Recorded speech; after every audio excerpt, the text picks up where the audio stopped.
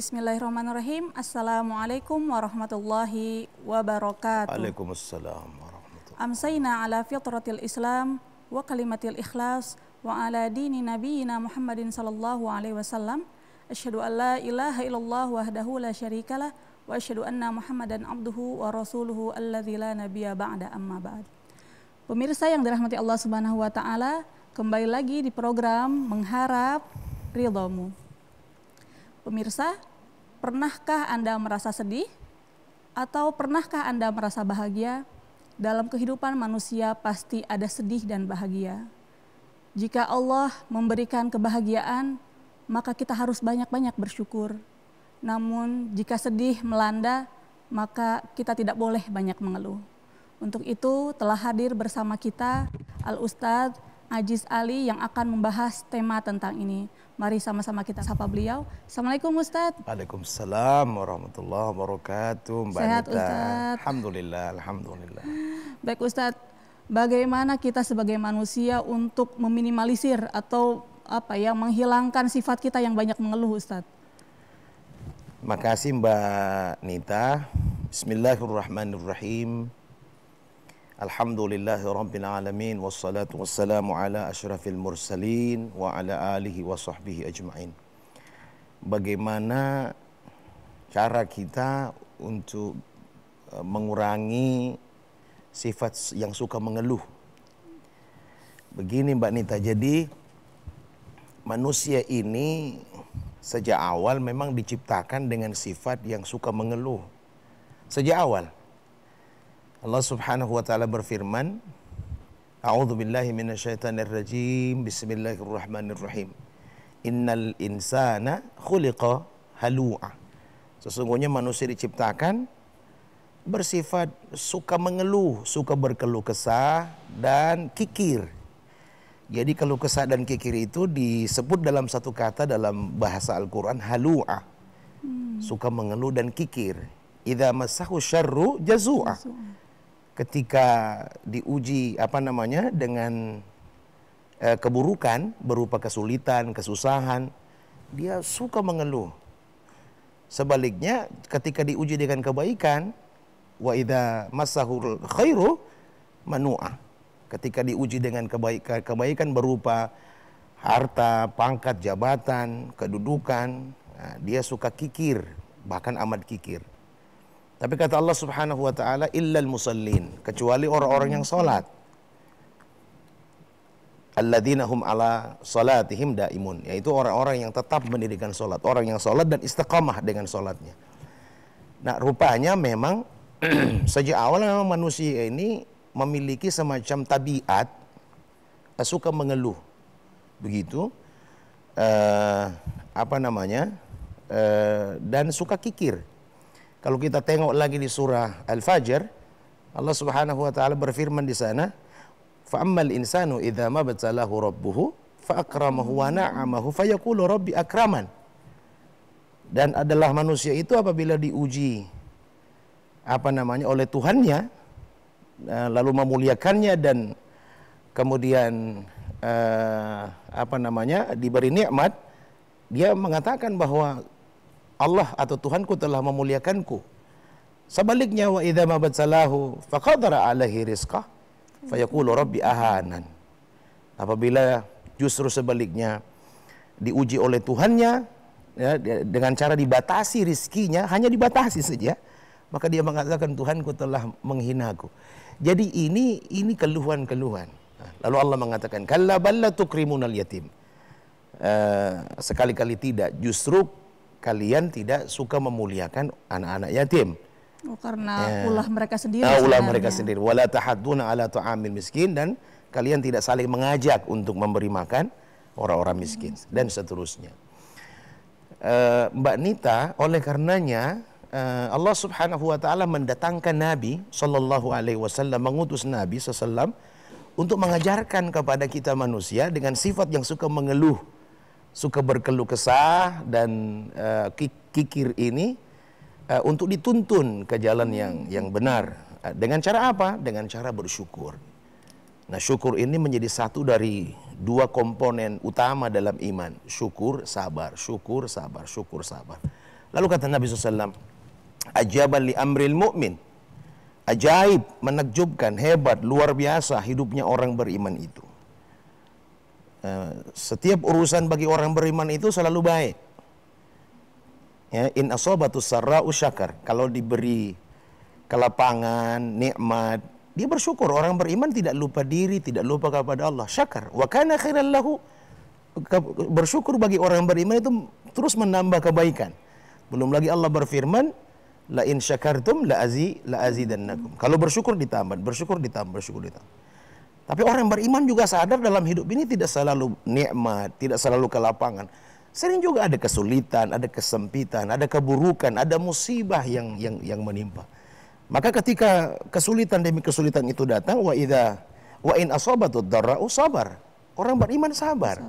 Dia tidak putus asa, dia tidak mengeluh, dia tidak wa kana khairan lahu. Dan sabar bagi orang beriman justru semakin menambah kebaikan sebagaimana syukur menambah kebaikan baginya. Jadi orang beriman itu dia sanggup hidup dalam segala keadaan dan situasi. Begitu. Jadi Nabi Shallallahu Alaihi Wasallam diutus kepada kita manusia agar kemudian kita dituntun meninggalkan sifat yang suka mengeluh tadi sebagai tabiat asli manusia untuk selalu bersyukur akan nikmat Allah sekaligus bersabar atas musibah yang menimpa. Begitu kira-kira Mbak Nita. Syukur dan sabar Ustadz. Bagaimana dengan orang yang jauh dari Allah tetapi dia memiliki kedua sifat ini Ustadz, memiliki dua komponen ini. Syukur dan sabar. Bersyukur gitu ya, orang juga bersabar. Apakah ada orang-orang seperti ini Ustadz? Ekspresi syukur yang paling utama itu, yang paling benar adalah sholat. Betul. Gitu ya? Ya. Pernah kan Mbak Nita mendengar kisah Nabi SAW itu yang sering sholat tahajud, tiap malam sholat tahajud hingga bengkak-bengkak kakinya. Sayyidah Siti Aisyah radhiyallahu taala anha, istri beliau sallallahu alaihi wasallam, itu bertanya, ya Rasulullah, kenapa harus seperti ini? Engkau kan Nabi, engkau Rasul. Ya? Dijamin masuk surga lagi Ustaz. Iya, engkau maksum, kesalahanmu yang lalu hari ini esok sudah diampuni. Kenapa masih sholat? Ya. Apa kata jawab Nabi SAW? Ya wahai istriku, afala uhibbu an akuna abadan syakura. Tidak bolehkah aku menjadi hamba yang bersyukur? Jadi sholat bagi Nabi itu ekspresi syukur. Kalau kita lihat lagi di surah Al-Kautsar, Allah Subhanahu wa taala berfirman, inna a'tayna kal kautsar. Sesungguhnya kami telah memberi nikmat yang teramat sangat banyak kepadamu. Fasalli, maka dirikan salat li rabbik. Jadi ekspresi syukur itu salat. Begitu. Jadi orang yang salat baru dia bersyukur. Kalau syukur tanpa salat enggak ada nilainya. Ya, tidak. Enggak ada nilainya. Masya Allah Ustaz. Kalau seandainya kita melihat keutamaannya atau afdoliyahnya Ustadz, mana yang lebih utama, orang kaya yang bersyukur dan dia memanfaatkan hartanya di jalan Allah, atau orang miskin yang bersabar Ustadz? Kira-kira orang yang kaya bersyukur, orang miskin, saya kira sama ya. Yang namanya orang beriman, ya dia memiliki dua komponen utama ini. Sebagai orang beriman dia bersyukur, bersabar. Jadi saya kira itu orang kaya yang bersyukur, itu dia beriman, dan orang miskin sabar pun dia beriman. Jadi ya wallahu taala a'lam bisawab, di mata Allah Subhanahu wa taala lah kemudian penilaiannya saya kira. Cuma kalau ditanya dari sisi maslahat, manfaat yang dirasakan umat, saya kira orang kaya yang bersyukur itu akan terasa manfaatnya, lebih terasa manfaatnya. Double, Ustaz, ya. Ya, kalau orang kaya bersyukur, dia ringan tangan, dia mau memberi, dia bersedekah dan seterusnya, maka orang-orang di sekitarnya mendapatkan manfaat terasa kehadirannya. Adapun orang sabar, orang miskin bersabar, ya saya kira tidak bisa dianggap remeh juga, itu luar biasa sekali. Orang beriman yang sabar saat dia miskin, subhanallah, justru dia menunjukkan keberimanannya kepada Allah Subhanahu wa taala. Saya kira itu. Tadi Ustadz, kembali ke pertanyaan tadi, bagaimana caranya agar kita tidak menjadi hamba yang mudah mengeluh, Ustadz? Adakah tipsnya gitu kan? Ya, dari Abu Hurairah, sahabat Nabi Shallallahu Alaihi Wasallam, Abu Hurairah radhiyallahu taala anhu, disebutkan bahwa Nabi SAW itu pernah berkata kepada para sahabat, khususnya kepada Abu Hurairah, lihatlah orang yang di bawahmu, unzuru ila man asfala minkum. Lihatlah siapa yang ada di bawahmu. Wala tanzuru ila man fawqakum. Jangan lihat orang yang ada di atasmu. Fahuwa ajdar, maka itu lebih patut bagimu, lebih pantas bagimu alla tazdaru ni'matallahi alaikum, agar kalian tidak menganggap remeh nikmat Allah yang dikaruniakan kepadamu. Jadi nikmat Allah itu begitu banyak. Ya, konon ada cerita begini, ada cerita singkat begini Mbak Nita. Seorang ibu yang mengalami kecelakaan, begitu ya, saat dia berkendara di roda 2 di motor begitu. Lalu tiba-tiba karena dia celaka, dia jatuh dan tangannya patah. Dibawa ke rumah sakit, digips, tangannya digips begitu. 1 minggu nggak bisa menggerakkan. Jangankan tangan, lengan secara keseluruhan, jari jemarinya saja nggak bisa digerakkan. Sampai di hari ke-14 ada keluarga yang datang membesuk. Kebetulan sang ibu ini dijaga oleh anaknya. Lalu keluarganya bertanya, bagaimana kabar mamamu nak? Dia bilang, alhamdulillah, alhamdulillah. Mama sudah bisa menggerakkan jari telunjuknya misalnya, yang tadinya nggak bisa menggerakkan sama sekali begitu. Sekarang alhamdulillah setelah hari ke-14, alhamdulillah mama sudah bisa menggerakkan jari telunjuknya. Subhanallah, baru bisa menggerakkan jari telunjuk saja itu nikmat luar biasa. Begitu. Pertanyaannya sederhana. Selama berpuluh tahun hidup, bukan cuma jari telunjuk yang bisa digerakkan, semua jari bisa digerakkan. Tangan bisa digerakkan, lengan secara keseluruhan bisa digerakkan. Berapa kali kita bilang alhamdulillah. Nah itu Ustadz, betul. Ya kan? Begitu banyak nikmat. Belum lagi ada seorang bapak-bapak yang seorang mekanik di bengkel, tiba-tiba kemudian didatangi seorang kaya raya yang mobilnya rusak. Tolong diperbaiki mobil saya. Begitu selesai mengerjakan perbaikan mobil itu, terjadi perbincangan singkat di antara kedua orang ini. Rupanya mereka ini dulu sahabat sekelas. Cuma kan lama menghilang, lama terpisah, sahabatnya ini pulang sudah jadi orang kaya raya. Nah karena dia prihatin dengan keadaan temannya ini, dia lalu memberinya hadiah ya berupa 1 unit kendaraan. Nah, terus dia, subhanallah, dia bilang di mana-mana ini orang baik sekali, teman yang luar biasa. Saya beruntung punya teman yang sangat baik, dia memberi saya 1 unit kendaraan. Baik Ustadz. Ya. Sepertinya kita harus jeda sejenak, Ustadz. Nanti kita lanjut setelah iklan. Pemirsa yang dirahmati Allah Subhanahu wa Ta'ala, kita akan kembali, jangan kemana-mana, tetap di Mengharap Ridhomu.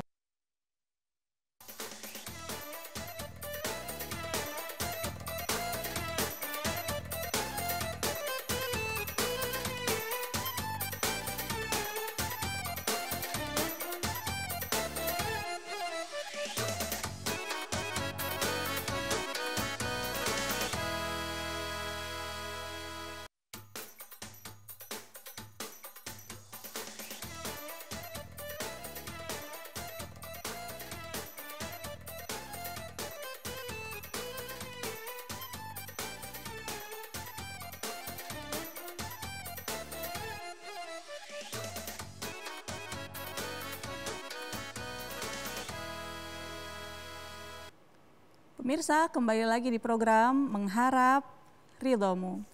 Baik Ustadz, kembali lagi ke cerita tadi yang sempat terjeda tentang 2 sahabat yang beda profesi.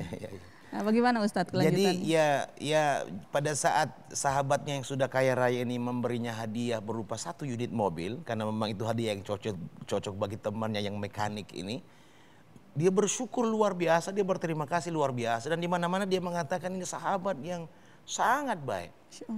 Nah lalu tiba-tiba orang bertanya, Mbak Nita, sebetulnya ya apa namanya, lebih baik mana sahabatnya itu atau Allah Subhanahu wa Ta'ala kan?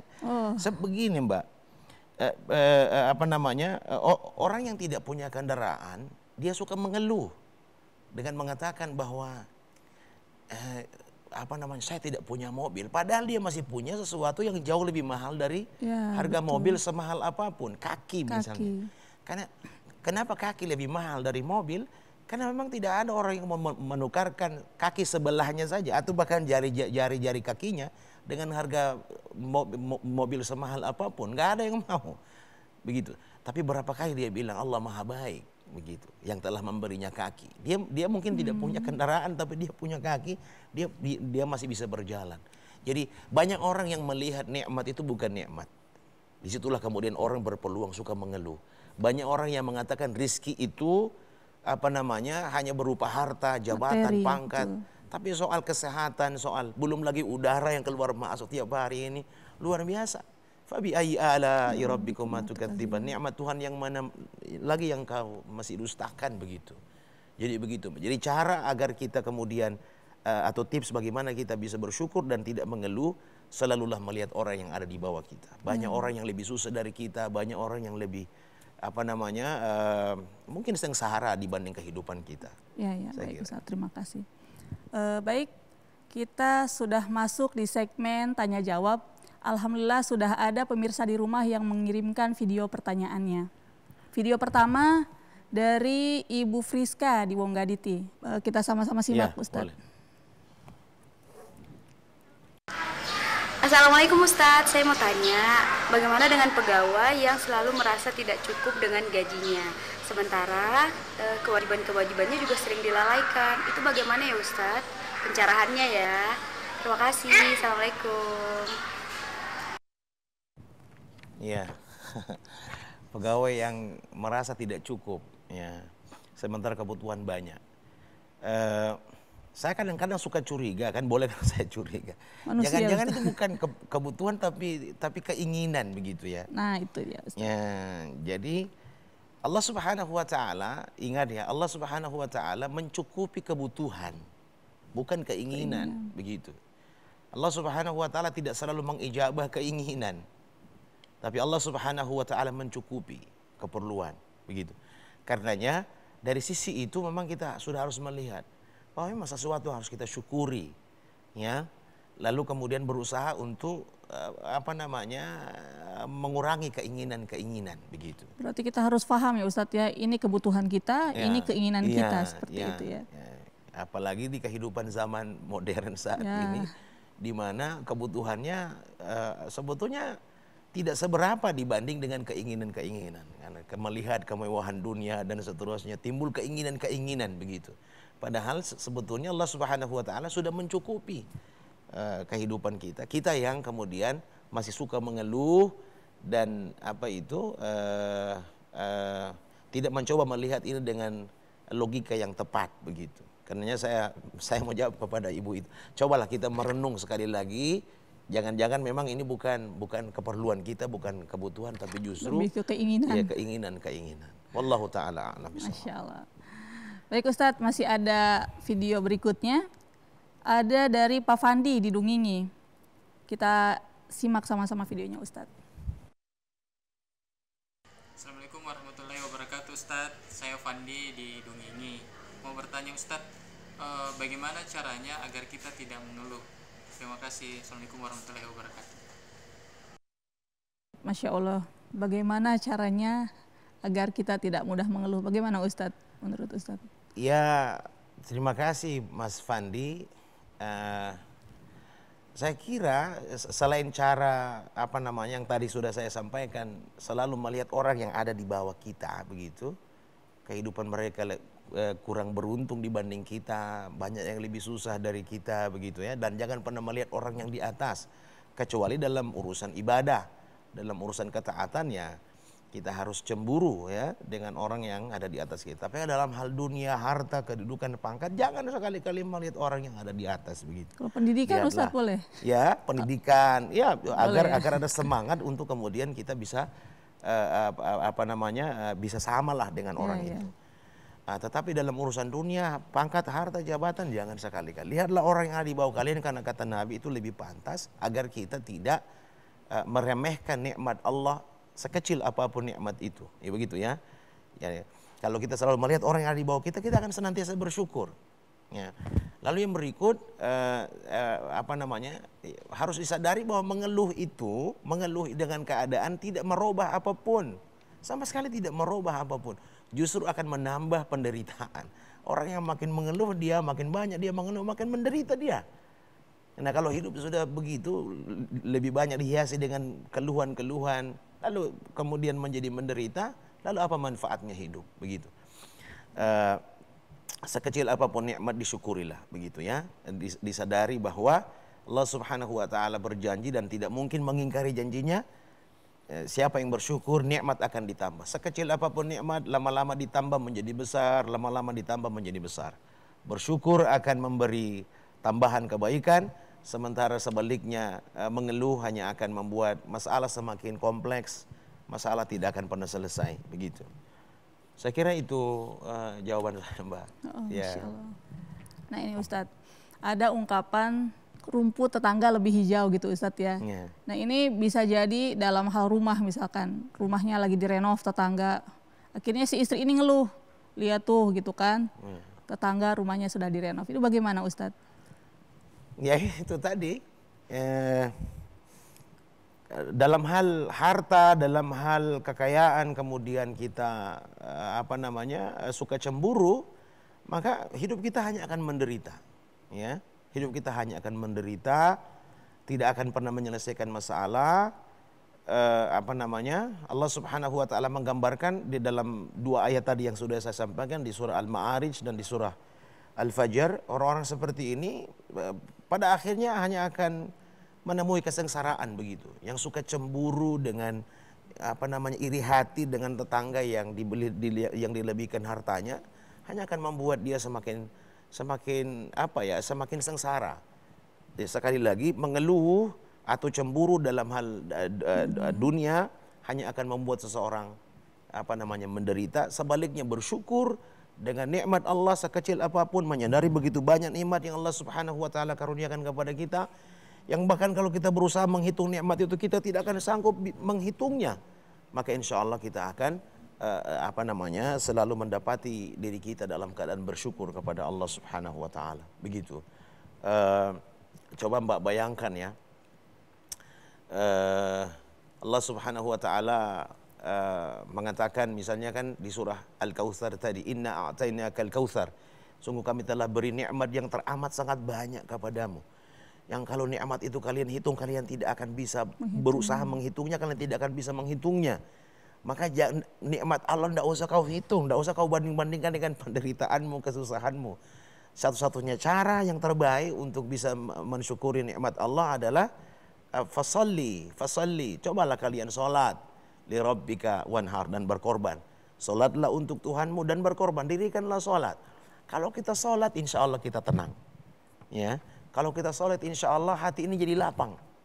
Kita berbicara dengan Allah seolah-olah kita melihat Allah secara langsung, begitu ya.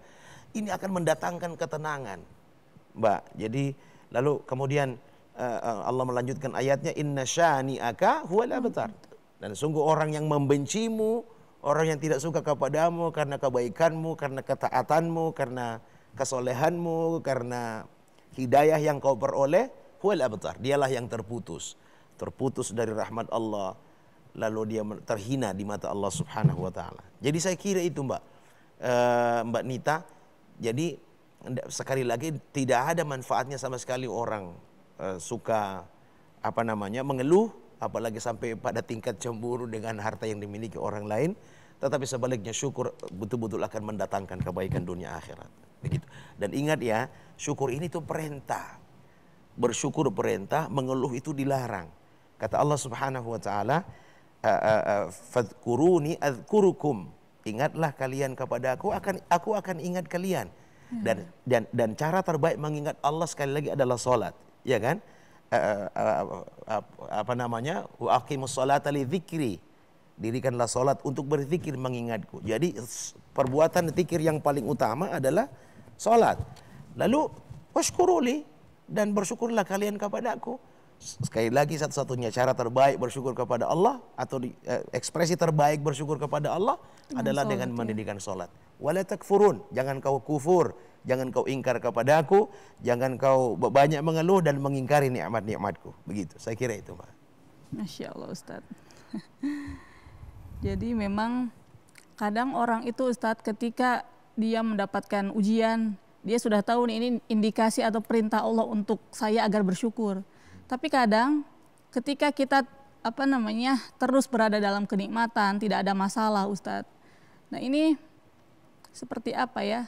Untuk bersyukur itu sadar tidak sadar begitu Ustadz. Ya. Gitu ya, kalau ada jadi timpakan musibah kita langsung oh ini sinyal untuk saya bersabar gitu. Ya. Jadi memang kebaikan keburukan atau keburukan kebaikan itu dua-dua ujian, Mbak. Nah, Mbak itu. Nita. Kata Allah, "Wa nabluukum bisyarri wal khairi fitnah wa ilaina turja'un." Dan sungguh kami akan uji kalian dengan keburukan dan kebaikan sebagai cobaan. Jadi cobaan itu bukan cuma keburukan, kebaikan juga cobaan. Orang kaya diuji dengan kekayaannya. Apakah dia mau bersyukur, dia mau berbagi. Orang yang diberi pangkat jabatan, kedudukan juga lagi diuji. Apakah dia mau memperhatikan urusan orang yang ada di bawahnya begitu. Dan seterusnya. Sebaliknya orang keburukan itu ujian. Misalnya kemiskinan. Orang miskin diuji dengan kemiskinannya. Apakah dia mau bersabar? Kalau orang kaya diuji dengan kekayaannya, apakah dia mau bersyukur? Orang miskin diuji dengan kemiskinannya, apakah dia mau bersabar? Dan seterusnya. Hanya saja memang faktanya lebih banyak orang sukses sebetulnya. Kalau kita lihat data statistik ya. Lebih banyak orang sukses justru diuji dengan keburukan, kesulitan, kesempitan, dibanding orang yang diuji dengan kebaikan berupa harta, kekayaan, lebih banyak orang menguji orang lulus dengan ujian kesulitan daripada ujian kebaikan. Ya, betapa banyak orang yang karena diberi harta lupa kepada Allah. Begitu dia miskin, begitu dia sabar. Tapi begitu Allah kasih dia kekayaan, kemudian dia lupa kepada Allah Subhanahu wa taala. Ada ungkapan di masyarakat, belum dapat kursi suka baca ayat kursi begitu. Ya kan? Begitu dapat kursi lupa ayatnya. Lupa ayatnya. jadi begitu, Mbak. Jadi kita bersyukur orang begitu dapat kesulitan dia sadar, ini Masya Allah ini ujian, saya harus bersabar. Tapi begitu dia diberi kelapangan, diberi kenikmatan, dia suka lupa kepada Allah. Kalau dia sudah lupa kepada Allah, Allah akan pada akhirnya menjadikan dia lupa bahkan pada dirinya sendiri. Nah ini Ustadz, kembali ke pertanyaan Ibu Friska tadi, ada yang terlewat Ustadz. Jadi beliau sampaikan kurang bersyukur dengan gaji yang didapat, sementara akan kewajibannya lalai seperti itu. Kewajibannya lalai, maksudnya bagaimana itu? Maksudnya kerjanya itu kurang maksimal, tetapi gajinya tidak terlalu bersyukur gitu ya. Ya pantas saja kalau memang dia kerjanya kurang maksimal, kurang profesional, mungkin juga dia jarang masuk kantor. Nah itu mungkin maksudnya seperti itu. Ya begitu. Tapi apapun itu Allah Subhanahu wa taala selalu mencukupilah begitu ya keadaan. Bahwa nanti Allah menguji dengan keburukan, ya, dibatasi rezekinya, semata-mata Allah datangkan itu bukan untuk menghina. Tapi Allah ingin melihat hamba itu apakah dia mau datang kepada Allah. Ada ungkapan yang bagus, Mbak. Musibah yang justru semakin mendekatkanmu kepada Allah adalah nikmat yang sebenar-benarnya. Oh, Masya Allah. Sebaliknya nikmat yang justru makin menjauhkanmu dari Allah, itulah musibah yang sebenar-benarnya. Jadi siapapun yang sedang diuji saat ini dengan keburukan, dengan kekurangan harta dan seterusnya, percayalah itu bukan keinginan Allah untuk mendatangkan kehinaan atau merendahkan, sama sekali tidak. Allah mau kita datang kepada Allah, bermanja-manja kepadanya. Maka dalam satu hadis qudsi Nabi bersabda, Allah Subhanahu wa taala berfirman, "Inni uhibbu an asma'a sautahu." Sungguh aku ingin mendengarkan suara hati hambaku. Karenanya kepadanya aku datangkan kesulitan, aku datangkan ujian, aku datangkan keburukan, aku datangkan musibah. Maka aku mau dia datang kepadaku, memperdengarkan suara hatinya kepadaku, bermanja-manja kepadaku. Nah, musibah yang seperti ini insya Allah pada akhirnya akan menjadi nikmat. Tapi banyak orang yang diuji dengan kenikmatan hidup, tapi justru dia lalai, dia semakin menjauhkan dia dari Allah. Itulah musibah yang sebenar-benarnya. Maka bersyukur dan bersabar. Sekali lagi dua komponen iman yang utama, Mbak, bersyukur yang harus dimiliki oleh setiap kita orang beriman. Saya kira itu. Nah ini Ustadz, gimana ketika misalkan kita bermuhasabah gitu ya. Ini sepertinya saya ini jarang diberikan ujian oleh Allah. Kita minta sama Allah, ya Allah berikanlah ujian, jangan-jangan saya ini kurang beriman gitu. Boleh nggak Ustadz? Boleh, di kalangan para sahabat itu.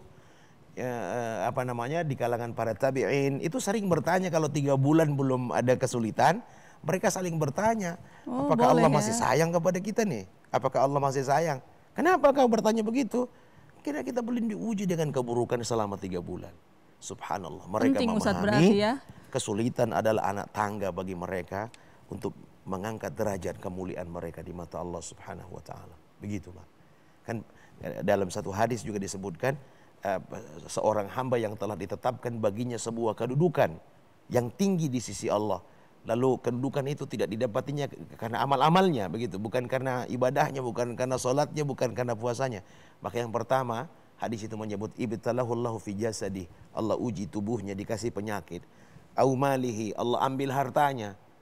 Au waladi, atau Allah ambil anaknya. Bagaimana cara hamba itu sampai pada derajat maqam manzilah, kedudukan yang tinggi tadi? Tsumma sabara ala dzalik. Hamba yang menghadapi kesulitan, penyakit yang dideritanya, hartanya diambil oleh Allah, dijadikan dia miskin, mungkin dia kaya raya tadinya dan seterusnya. Lalu kemudian anaknya juga diwafatkan oleh Allah, atau siapapun yang dicintainya diambil oleh Allah. Lalu dia bersabar dengan ujian demi ujian itu, hatta yuballighul manzilatal lati sabaqat lahu minallah. Kesabarannya itulah yang akan mempercepat kedatangannya pada posisi yang mulia tadi itu. Masya Allah, Subhanallah. Ustaz. Ya. Semakin menarik Ustaz Ya. pembahasan kita kali ini, Ya. namun kita harus jeda sejenak. Ya. Pemirsa, jangan kemana-mana, tetap di Mengharap Ridhomu.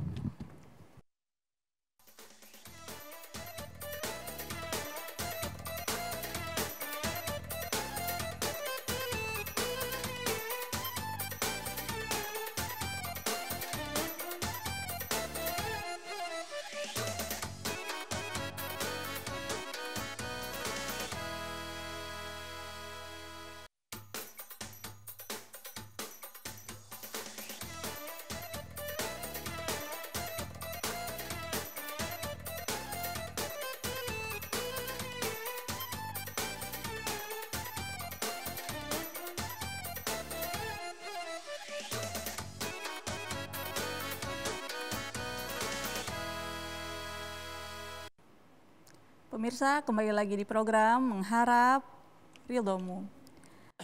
Baik Ustadz, kira-kira Ustadz, dampak apa yang akan dirasakan bagi orang-orang yang sering mengeluh? Gitu ya. Di samping keluhannya hanya akan memperparah keadaan, ada satu yang membuat dia akan semakin menyesal kalau dia mengeluh. Saya cerita sedikit, seorang sahabat Nabi namanya Muaz bin Jabal. Beliau gubernur di Yaman saat itu. Anaknya meninggal, anaknya wafat. Anaknya sang gubernur ini meninggal. Lalu Nabi berkirim surat kepadanya karena dulu belum ada telepon, belum ada WA. Ya, belum ada alat komunikasi. Nabi mendengar kabar itu dan Nabi mengirim surat. Panjang isi surat beliau Sallallahu Alaihi Wasallam. Saya menyebutkan bagian pentingnya saja berkenaan dengan tema kita. Jadi intinya Nabi SAW itu mengatakan, fasbir ya Muaz, maka bersabarlah engkau wahai Muaz, dan jangan kau berkeluh kesah. Kenapa? La yuhbitu jazauka ajaraka fatandum. Nabi katakan, jangan kau hapus pahalamu. La yuhbitu jazauka ajrak fatandum. Kalau dengan berkeluh kesah, dengan bersedih yang berlebihan, begitu. Ya. Kalau itu yang kau lakukan, maka fatandum. Kau akan menyesal. Kau akan menyesal, wahai saudaraku Muaz. Nah, pertanyaannya penghargaan Allah buat orang-orang yang diwafatkan orang yang dicintainya, begitu.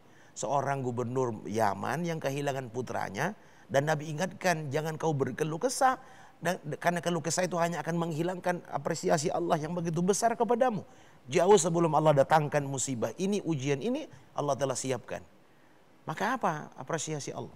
Nah, kalau kita baca di hadis kursi, Nabi bersabda, Allah Subhanahu wa taala berfirman, ya ibna Adam, wahai anak Adam, jika kalian bersabar, jika kalian ikhlas, in sabarta wahtasabta inda sadmatil ula, ketika engkau diuji dengan musibah, Jika kau sabar, kau tidak mengeluh.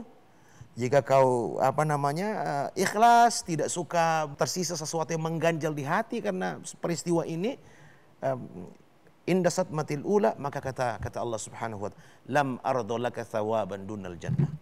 Maka aku tidak ridho bagimu pemberian pahala, aku tidak ridho bagimu pemberian apresiasi penghargaanku dunal jannah, selain surga. Subhanallah. Jadi orang yang lagi diuji, dan ini janji Allah, Allah tidak mungkin ingkar janji. Innallaha la yukhliful mi'ad. Nabi pun tidak mungkin berbohong menyampaikan pesan-pesan yang luar biasa ini. Maka kepada mereka yang sedang diuji, ingat begitu ya.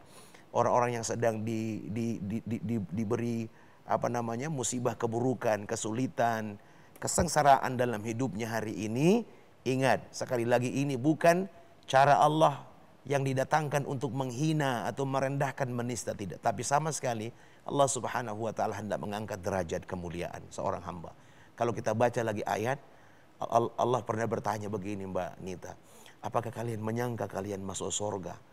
Am hasibtum an tadkhulul jannah? Apakah kalian menyangka kalian masuk surga? Walamma ya'tikum masalul ladzina khalau min qablikum. Padahal belum datang menimpamu apa yang pernah menimpa orang sebelummu. Ya, para nabi, rasul, orang-orang yang mengimani, para sahabat. Sebelum apa yang menimpa mereka datang menimpamu, jangan kau berharap kau masuk surga. Gak boleh terlalu percaya diri gitu. Ya. Lalu pertanyaannya, apa yang menimpa orang-orang sebelum kami? Masat humul ba'sa wad-dharra wazulzilu. Orang-orang sebelum kalian ditimpa dengan berbagai kesengsaraan, kesulitan hidup, bahkan goncangan demi goncangan. Mungkin ujian yang kita hadapi ini, yang kita alami belum seberapa dibanding mereka. Begitu ya, jauh sekali. Bahkan hatta yaqula rasulu walladzina amanu ma'ah, sampai-sampai nabi yang diuji dan orang-orang yang mengimani para nabi itu mengatakan, mata nasrullah, kapan Allah datangkan pertolongan? Bila manakah pertolongan Allah itu datang? Nah, kalau nabi saja sudah bertanya kapan Allah datangkan pertolongan, itu berarti ujian yang mereka hadapi, kesulitan itu bukan kelas kaleng-kaleng, begitu Mbak Nita ya. Itu dahsyat sekali. Nah, lalu kemudian kita baru diuji dengan sedikit kekurangan harta, dengan kehilangan sakit gigi kadang Ustaz. Justru banyak sekali mengeluh. Jadi tuntunan ini dibawa oleh baginda Nabi SAW agar tabiat kita yang suka mengeluh ini hilang, Mbak. Begitu. Bahwa di balik kesulitan yang kita hadapi, subhanallah, ada kemudahan. Di balik lorong gelap yang kita sedang berjalan di dalamnya, di ujung sana ada cahaya yang terang benderang. Fa inna ma'al usri yusra, inna ma'al usri yusra. Percayalah, kata-kata ma'a itu sendiri mengatakan bersama. Bersama kesulitan, kemudahan. Bukan setelah kesulitan, bersama. Jadi kesulitan dan kemudahan itu berjalan beriringan. Subhanallah. Allah tidak menghina, Allah hendak mengangkat derajat kemuliaan. Dan tidak ada balasan yang pantas kecuali surga. Nanti di ujung sana insya Allah. Saya kira itu Mbak Nita. Kalau seandainya gitu ya, tabiat seseorang itu memang susah selalu mengeluh.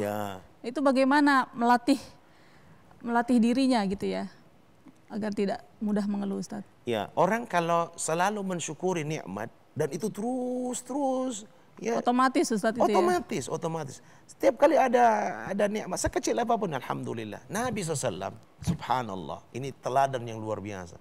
Bukan cuma nikmat, tapi ketika beliau beroleh kesulitan selalu mendahulukan alhamdulillah. Dapat nikmat, ucapan beliau apa? Alhamdulillahilladzi bi ni'matihi tatimmu shalihat. Segala puji bagi Allah yang dengan nikmatnya ini segala kebaikan menjadi sempurna. Tetapi manakala beliau diuji dengan kesempitan, keburukan, bukan nikmat sebagaimana tadi, maka ucapan beliau juga alhamdulillah. Alhamdulillahi ala kulli hal. Segala puji bagi Allah dalam segala keadaan, Jadi beliau tidak pernah mengeluh, beliau memberi keteladanan, diberi kelapangan. Alhamdulillahilladzi bi ni'matihi tatimmu shalihat. Diberi kesempitan, diberi keburukan, diberi musibah, bala dan seterusnya. Alhamdulillahi ala kulli hal. Dalam segala keadaan, segala puji bagi Allah. Kenapa? Karena beliau sadar nikmat Allah jauh lebih banyak dibanding kesulitan. Nikmat Allah jauh lebih besar dibanding ujian demi ujian ini. Tidak seberapa dibanding nikmat. Tadi saya sudah gambarkan. Baru menggerakkan jari jemari ini luar biasa nikmat. Ya. baru baru punya kaki saja itu jauh lebih mahal dari harga mobil. Belum lagi nafas ini udara yang keluar masuk. Kalau kita ke rumah sakit itu oksigen dibayar, Mbak Nita. Ya, ya betul. Dibayar. Ya sekarang Allah kasih nikmat ini gratis kita menghirup udara keluar masuk. Lalu kita kemudian membanding-bandingkan urusannya dengan orang kaya raya. Dengan mengatakan, subhanallah mereka kaya raya. Padahal saya ini rajin sholat, saya puasa, banyak saya terjadi sujud. seperti itu, Ustaz. Saya sujud ini lama-lama, sudah sekian tahun saya ibadah. Ekonomi saya belum membaik juga masih seperti ini. Sana tuh orang yang tidak sholat-sholat, kekayaannya luar biasa, Masya Allah. Nih, boleh jadi mereka dilebihkan hartanya, begitu. Bukan karena keberimanannya, tapi kita lupa bahwa boleh jadi orang yang sedang menikmati kekayaannya itu juga di saat yang sama sedang menikmati kesulitannya menghadapi penyakit misalnya. Nah, itu tidak ada orang yang tahu. Jangan-jangan orang yang kaya raya yang uangnya miliaran itu justru sedang mengidap penyakit jantung kronis misalnya. Jantung kita sehat. Apa orang mau menukarkan jantungnya dengan harga miliaran? Tidak ada yang mau. Maka perbanyaklah bersyukur. Sekali lagi, mengeluh tidak akan merubah keadaan, justru akan memperparah situasi dan kondisi. Tapi kalau kita bersyukur dengan sekecil apapun nikmat, Allah berjanji akan menambahkan nikmat itu. Ucapkan alhamdulillah, alhamdulillah, alhamdulillah. Ustadz, apakah ada doa khusus gitu ya yang diajarkan oleh Nabi agar kita menjadi seseorang yang mudah bersyukur dan tidak mudah mengeluh, Ustadz? Apakah ada doa khususnya, Ustadz? Nabi juga SAW mengatakan kepada sahabat, di penghujung sholatmu, ya, setelah kalian melaksanakan sholat, jangan pernah lupa mengucapkan Allahumma inni ala dzikrik, ya Allah bantulah aku untuk mengingatmu, wa syukrik, bantulah aku untuk mengingatmu dan bersyukur kepadamu. Allahumma inni ala dzikrika wa syukrika wa husni ibadatik, dan memperbaiki ibadah kami kepadamu, ibadahku kepadamu. Jadi bacalah doa ini setelah kita salam, setelah kita sholat. Assalamualaikum, assalamualaikum. Kita baca Allahumma antas salam wa minkas salam tabarakta rabbana ya dzal jalali wal ikram, dan seterusnya sampai pada Allahumma inni ala dzikrika wa syukrika wa husni ibadatik. Ya Allah, bantu aku untuk selalu mengingatmu, berzikir kepadamu, dan bersyukur kepadamu. Begitu. Lalu, wa husni ibadatik, dan terus berusaha memperbaiki ibadahku kepadamu. Saya kira itu, Mbak, itu doa yang luar biasa. Ya Ustadz, kembali ke sabar tadi ya. Sabar itu mudah sekali diucapkan, Ustadz. Kadang kalau seandainya kerabat kita, sahabat kita mengalami ujian, sabar ya. Tetapi untuk aplikasi itu sendiri sangat sulit, Ustadz. Ya, benar, nah itu bagaimana, Ustadz? Apakah ada cara khusus melatih kesabaran, Ustadz? Ya, pernah Nabi jalan Sallallahu Alaihi Wasallam bersama sejumlah sahabat lewat di satu pekuburan. Ada di situ seorang ibu yang lagi menangis di atas kuburan. Rupanya itu kuburan anaknya yang barusan dimakamkan, yang barusan dikubur. Lalu Nabi melihat ini ibu menangisnya luar biasa sampai hampir lupa diri begitu ya, menangis sambil meratap begitu, teriak-teriak. Nabi datang dan mendekat, ittaqillaha wasbiri, wahai ibu bertakwalah engkau kepada Allah dan bersabar. Begitu ibu ini lihat Nabi, dia bayangkan Nabi saja dia sudah tidak tahu lagi dengan siapa yang dia berhadapan. Nabi saja dia sudah kalap begitu. Begitu orang yang sedang ditimpa musibah, Mbak. Itu gambaran betapa logikanya hilang, akal sehatnya. Nabi saja ini yang dia kenal, dia tidak kenal lagi. Dia bilang, ilaika anni, hanya engkau dari hadapanku. Innaka lam tusab bi musibati. Engkau tidak merasakan apa yang sedang aku rasakan. Luar biasa sekali. Maka Nabi pun berlalu, Nabi pergi, datang sahabat dan mengatakan kepada ibu ini sudah sangat keterlaluan. Ibu boleh bersedih, tapi ibu tidak tahu dengan siapa ibu berbicara tadi, kasar sekali. Lalu dia sadar saat itu dan dia mengejar Nabi sampai di rumah, dan dia minta maaf kepada Nabi dan mengatakan, ya Rasulullah, mintakan ampun saya kepada Allah. Setelah itu Nabi kemudian memintakan ampunannya kepada Allah Subhanahu wa taala. Tapi sebagai hadiah sebelum ibu itu pulang, kata Nabi SAW, wahai saudaraku, as-sabru innamas sabru inda satmatil ula. Sesungguhnya yang namanya sabar itu pada benturan pertama. Oh gitu Ya, Ustaz. sabar itu pada benturan. Jadi pada kejadian pertama itu sabar. Sabar itu diuji di situ. Karena waktu itu akan kalau waktu semakin berjalan, maka kualitas ujian itu akan semakin menurun. Ya, seiring berjalannya waktu, sesulit apapun keadaan tetap akan berlalu juga. Kita mengatakan badai pasti berlalu. Maka ujian itu sebetulnya ujian kesabaran bagi seseorang terjadi pada saat musibah itu pertama kali terjadi. Ya, Rupanya karena dimakamkan itu barusan anaknya, dia sedihnya luar biasa. Tapi nanti seiring berjalannya waktu itu akan semakin. Jadi perlu diberitahu bahwa ujian itu kepada siapapun yang sedang mengalami musibah tetap akan berakhir juga ini kesulitan. Sesulit apapun keadaan pasti akan berakhir, sedahsyat apapun badai pasti akan selesai. Yang jelas kesabaran itu diuji pada saat peristiwa itu pertama kali terjadi. Ya, Begitu Mbak.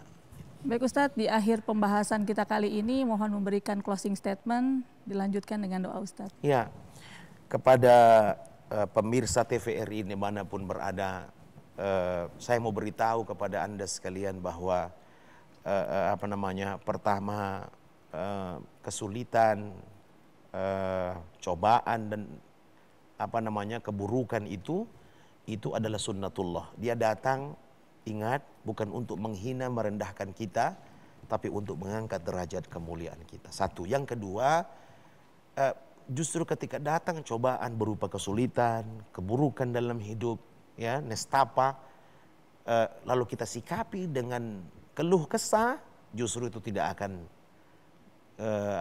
menyelesaikan masalah. Kesulitan akan terus berlangsung, bahkan mungkin akan lebih parah begitu. Sebaliknya saya ingatkan, bersyukur dan bersabar, subhanallah, akan menjadikan hidup kita hebat. Ya, kalau kita memiliki iman yang kuat di dalam dada, kita akan tunjukkan kualitas kesabaran kita. Di saat yang sama kita akan terus bisa menjadi hamba yang bersyukur. Begitu. Nah, kalau itu dua-dua kita miliki, syukur dan sabar, maka sekali lagi hidup kita akan luar biasa menakjubkan, dan kita pun akan sanggup menghadapi hidup ini dalam segala situasi dan keadaan. Diberi kelapangan, alhamdulillah. Diberi kesulitan, kita bisa bersabar. Bahkan kalau kita kembali kepada keteladanan Nabi SAW, bahkan di tengah kesulitan, di tengah keburukan, di tengah nestapa yang menimpa, beliau selalu mengedepankan alhamdulillah, bersyukur kepada Allah dalam segala keadaan. Lihatlah orang yang ada di bawah dalam urusan dunia, begitu. Jangan pernah lihat orang yang ada di atas. Itu pesan Nabi SAW agar kita selalu mau menyatakan syukur kepada Allah Subhanahu wa Ta'ala. Sebab kalau kita sebaliknya dalam urusan dunia melihat ke atas, begitu, dan tidak melihat ke bawah, kita akan selalu menjadi orang yang suka mengeluh. Kenapa orang itu lebih dari saya? Kenapa dia lebih dari saya? Kenapa dan kenapa? Masalah tidak akan pernah selesai. Padahal nikmat Allah yang diberikan begitu banyak kepada kita. Sekecil apapun nikmat itu, mari kita syukuri. Wallahu ta'ala a'lam bisawab, dan kita berdoa. Ya Ustaz. A'udzu billahi minasyaitonir rajim. Bismillahirrahmanirrahim. Alhamdulillahi rabbil alamin. Wassalatu wassalamu ala Rasulillah wa ala alihi wa sahbihi ajmain. Allahumma ya Rabbana aslih lana dinana alladhi huwa ismatu amrina, wa aslih lana dunyana allati fiha ma'ashuna, wa aslih lana akhiratana allati ilaiha ma'aduna, waj'alil hayata ziyadatan lana fi kulli khair, waj'alil mauta rahatan lana fi. Allahumma ya Rabbana taqabbal minna innaka antas sami'ul alim, wa tub alaina innaka antat tawwabur rahim. Ya Allah, ya Tuhan kami, perbaiki agama kami ya Allah, yang dengannya kami melaksanakan semua aktivitas keseharian kami. Perbaiki dunia kami ya Allah, di dalamnya kami bekerja, kami banting tulang, kami peras keringat semata-mata untuk kepentingan kemaslahatan hidup kami, kemaslahatan kehidupan keluarga kami dan orang-orang yang kami cintai. Perbaiki juga akhirat kami ya Allah, negeri yang kekal dan abadi, tempat kami kembali untuk selamanya. Jadikan setiap detik pertambahan hidup bagi kami sebagai kesempatan bagi kami untuk terus berbuat baik, amal saleh demi amal saleh, ibadah demi ibadah. Jadikan mati bagi kami sebagai kesempatan bagi kami beristirahat dari perbuatan dosa dan maksiat. Jadikan kami hamba-hambamu yang senantiasa bersyukur ya Allah atas sekecil apapun nikmat yang Engkau karuniakan kepada kami. Jangan Engkau tanamkan di hati kami sekecil apapun bibit-bibit dan benih-benih yang justru suka mengeluh kepada keadaan yang sedang dihadapi. Ya Allah, ya Tuhan kami, ini doa permohonan kami. Rabbana atina fid dunya hasanah wa fil akhirati hasanah wa qina adzabannar. Allahumma a'inna ala dzikrika wa syukrika wa husni ibadatik. Wa sallillahumma wa sallim wa barik ala Rasulillah wa ala alihi wa sahbihi wa mawala. Walhamdulillahi rabbil alamin. Baik Ustadz, kami ucapkan terima kasih atas kehadirannya. Semoga Sama-sama, apa Mbak yang Nita beliau sampaikan bermanfaat bagi kita semua. Pemirsa yang dirahmati Allah Subhanahu wa taala, kami ucapkan kepada pemirsa di rumah yang telah bergabung dan berpartisipasi, insya Allah kita akan kembali pekan depan dengan narasumber dan tema menarik lainnya. Akhirul kalam, subhanakallahumma wa bihamdik, asyhadu an la ilaha illa anta, astaghfiruka wa atubu ilaik. Assalamualaikum warahmatullahi wabarakatuh. Waalaikumsalam.